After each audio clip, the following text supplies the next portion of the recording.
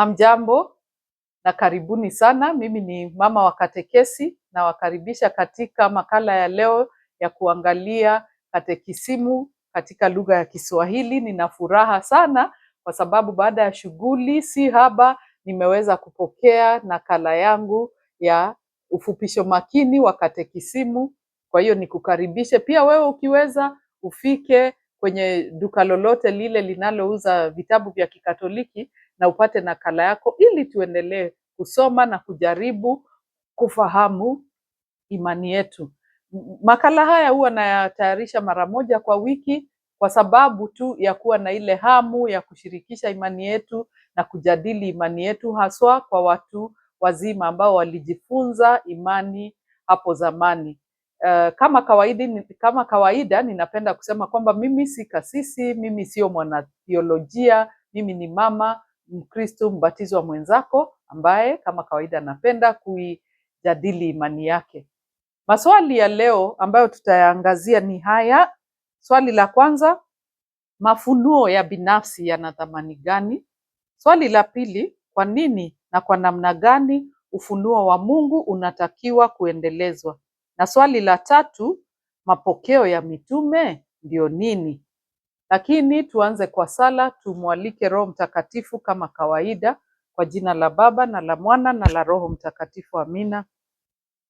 Uje Roho Mtakatifu, jaza mioyo ya waumini wako na uwawashie moto wa upendo wako. Mtume Roho wako na wataumbwa upya na utaugeuza uso wa ulimwengu. Tuombe. Mungu unayeelimisha mioyo ya waumini wako kwa mwanga wa Roho Mtakatifu, tujalie kuwa kwa huyo Roho Mtakatifu tujazwe daima na hekima ya kweli na tujaliwe furaha na faraja zake. Kwa njia ya Kristo Bwana wetu, amina. Mtakatifu Paulo utuombee. Mtakatifu Gabrieli utuombee. Bikira Maria tumaini letu, mjakazi wa Bwana, utuombee. Naam, nakushukuru kwa kuendelea kuwa nami. Kwa leo tuangalie swali la kwanza, na kabla niangalie swali la kwanza nataka tu niseme kwamba wakati mwingine unaweza pata mtu anakueleza ama unadhani wewe mwenyewe pengine nilipata ndoto fulani ama nilipata ufunuo fulani, jambo lilitendeka linalonionyesha pengine Mungu anataka kuniambia hivi na vile. Swali la kwanza linaangazia mambo kama hayo na linajibu, kweli Mungu anaweza kuzungumza na mtu binafsi mbali na ufunuo ambao umewekwa katika amana ya kanisa? Tuangalie. Swali la kwanza, mafunuo ya binafsi yana thamani gani?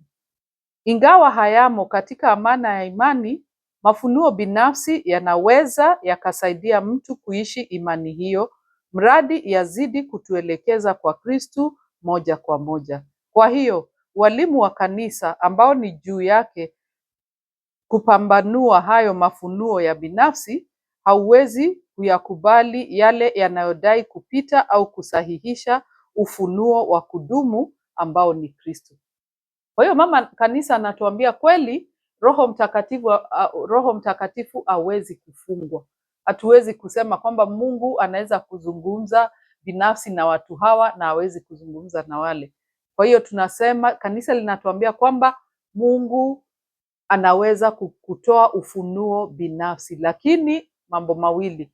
Jambo la kwanza, ufunuo huo uwe unamwelekeza mtu moja kwa Kristo. Sio ufunuo ambao unamwelekeza mtu kwengine, kwa kuwa Kristo ndiye kweli upeo wa imani yetu.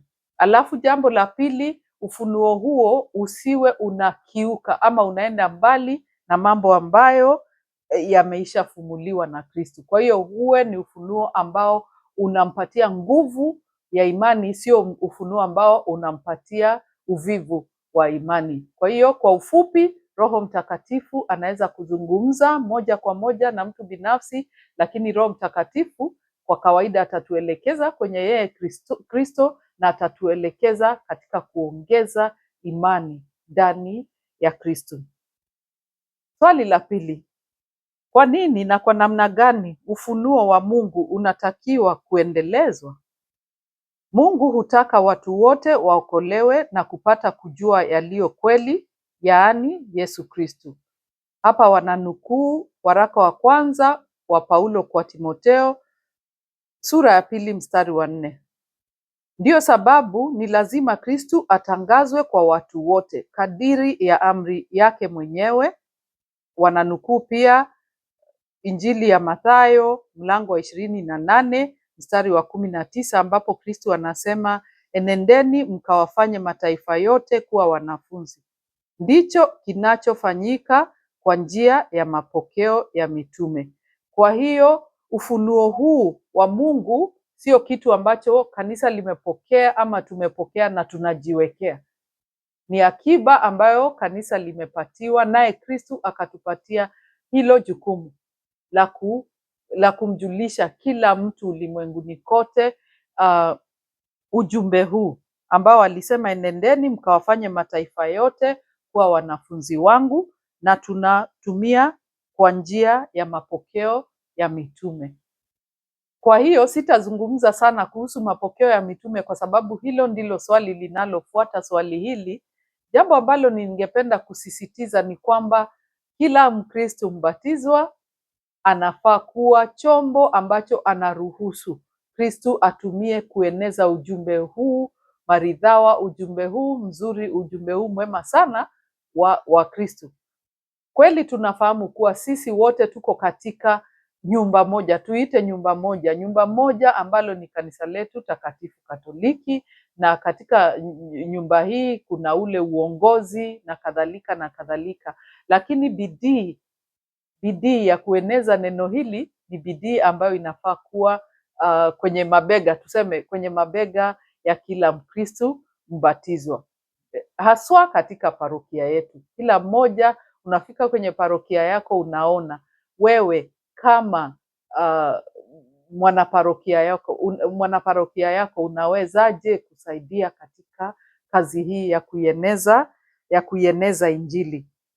Turudi kwa swali la 3, mapokeo ya mitume ndio nini? Mapokeo ya mitume ndio uendelezaji wa ujumbe wa Kristu uliofanyika tangu mwanzo wa Ukristo kwa njia ya mahubiri, ushuhuda, taasisi, ibada na maandiko yenye uvuvio. Mitume walishirikisha kwa waandamizi wao, maaskofu, na kwa njia yao kwa vizazi vyote hadi mwisho wa nyakati, yale ambayo waliyapokea kutoka kwa Kristu na kufundishwa na Roho Mtakatifu. Mkikumbuka hapo mwanzoni nilisema kwamba tukiangalia imani yetu kama kile kiti cha Kiafrika ambacho kilikuwa na miguu mitatu, na kwamba mguu wa kwanza tulisema ndio maandiko matakatifu, alafu mguu wa pili ndio maaskofu, Baba Mtakatifu na maaskofu ambao wanatufundisha, alafu mguu wa tatu ndio huu mitume, mapokeo ya mitume, ili kwamba Kristu aliwafundisha mitume, aliishi nao mitume wakatenda jinsi Kristu alivyowaongoza, alivyowafundisha, na jinsi Roho Mtakatifu alivyowavuvia. Nao mitume wakawawekea mikono maaskofu kutoka kizazi kimoja hadi kingine hadi maaskofu tulio nao leo. Ndio maana kwamba tunasema kwamba maaskofu tulio nao leo wanatoka moja kwa moja na mitume. Kwa hiyo tunawasikiliza na tunawaenzi kwa sababu hiyo. Kwa hiyo tunaposema mapokeo ya mitume ama kwa Kiingereza apostolic tradition, ni yale ambayo mitume walitenda, ni yale ambayo mitume walisema, na ni yale ambayo mitume waliandika. Kwa hiyo hayo yote yanakuwa katika mapokeo ya mitume. Na kwa hiyo tunasema uendelezaji wa ujumbe na ufunuo wa Mungu unaendelea haswa katika mapokeo ya mitume. Kwa hiyo wewe na mimi ambao ni walei hatuwezi sema siko kwenye hilo kundi la mitume. Ndio tumebatizwa kutokana na mapokeo ya mitume. Tumepata sakramenti zetu, haswa sakramenti ya kipaimara, kutokana na hayo mapokeo ya mitume. Kwa hiyo tuna wajibu wa kuwasikiliza, lakini vile vile tuna wajibu wa kufanya lile ndogo ambalo tunaweza katika nyanja zetu mbalimbali kueneza ujumbe huu wa Kristo. Natumai kwamba kwa leo mafundisho yako umeelewa mafundisho ya leo. Kwa hiyo la kwanza kwamba Mungu ndio kweli anaweza mpatia mtu binafsi ufunuo, lakini ufunuo huo katu usikiuke ufunuo wa mwisho ambao ni nafsi ya Kristo.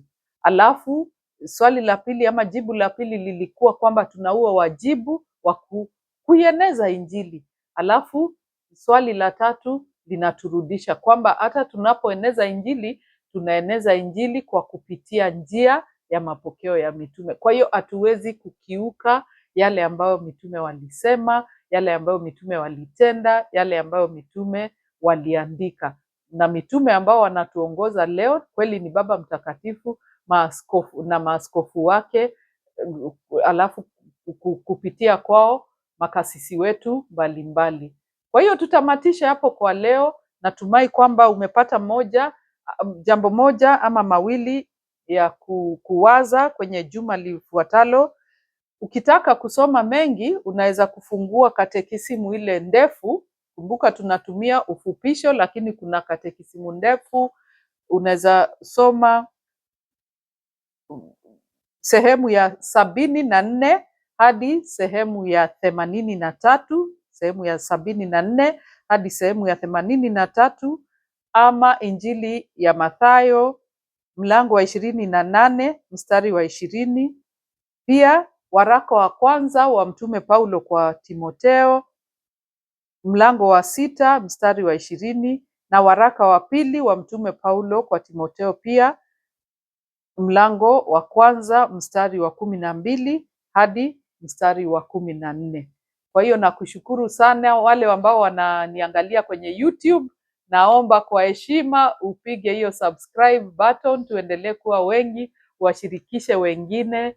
Na ukiwa na swali, wale ambao wananifuata kwa mtandao wa Facebook, ukiwa na swali niandike hapo na tutaendelea kujibu, ama kama una jambo lingine ambalo ungependa tushirikiane, ningependa unifikishie ujumbe nasi tutaendelea pamoja. Haya, tukamilishe. Tumsifu na tumshukuru sasa na siku zote sakramenti takatifu ya Mungu mwenyewe. Tumsifu Bikira Maria mama wa Mungu aliyekingiwa dhambi ya asili. Atukuzwe Baba na Mwana na Roho Mtakatifu, kama mwanzo na sasa na siku zote na milele na milele. Amina. Bikira Maria atuombee. Kwa jina la Baba na la Mwana na la Roho Mtakatifu. Amina. Kwaherini.